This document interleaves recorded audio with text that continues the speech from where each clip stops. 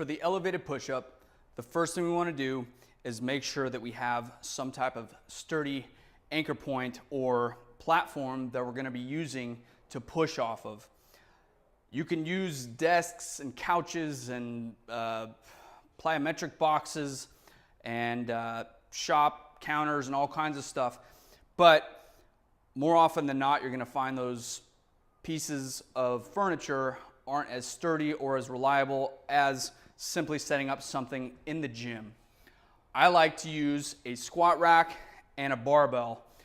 It makes sure that I have a sturdy platform and that I can measure the progress pretty consistently. You can see all these notches in the squat rack. As I make progress in this movement, I simply move the barbell down 1, 2, 3, 4, 5 notches at a time until eventually I make it down to the floor.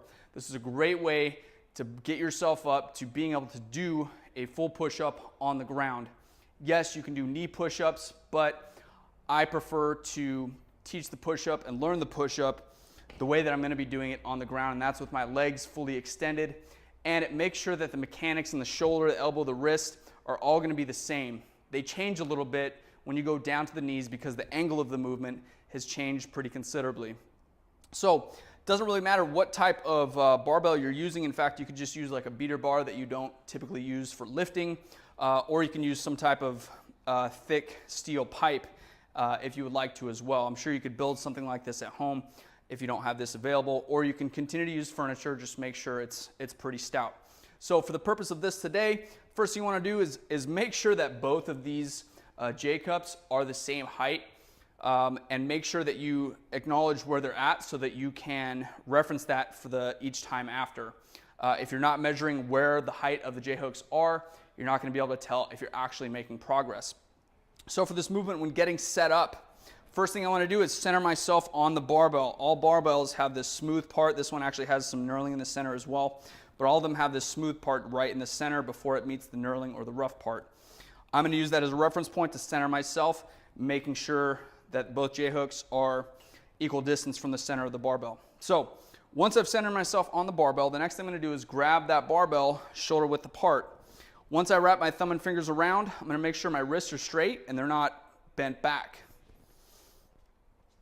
And when you grab shoulder width apart, make sure it is shoulder width apart. Make sure you're not outside of shoulder width. Make sure you're not inside. Wrap the thumb and fingers around securely. Make sure, again, the wrists are straight and they're not bent back like so.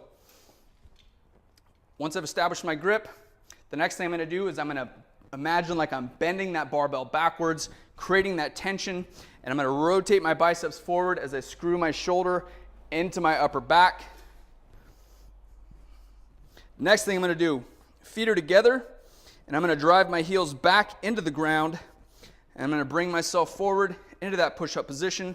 I'm going to squeeze my glutes. I'm going to squeeze my legs together to create this tension all the way down from my heels up through my hips and torso, into my shoulders and upper back. Now I have tension going from the hands up towards the center of my body and from my feet up towards the center as well. From here, I'm going to make sure my head is neutral. I don't want to look up. I don't want to have my chin tucked. I'm going to take in a nice deep belly breath, and I'm going to lower myself down towards this barbell until at the bottom of the position, it's going to be roughly where the barbell is going to run into the base of your rib cage or right around your sternum. Make sure as you come down, your upper arm and your forearm are forming this 90-degree angle. We want to avoid having this excessive bend in the elbow. We just want to go for that 90 degrees.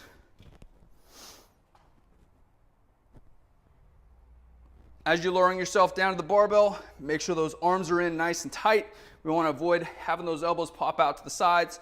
We also want to avoid having our shoulders shrug up towards our neck as we're coming down. We want to keep those shoulder blades down and back as we roll ourselves in to keep the shoulders in a good position.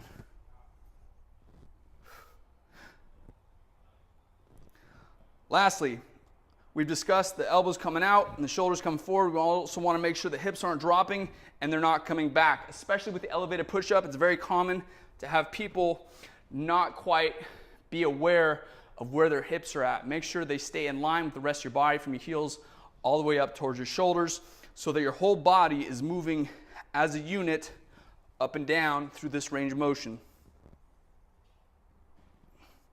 Once complete, 1 foot up, go ahead and release. From there, as you make progress, simply move the J-cups down and make your way to the floor. That's how you do an elevated push-up.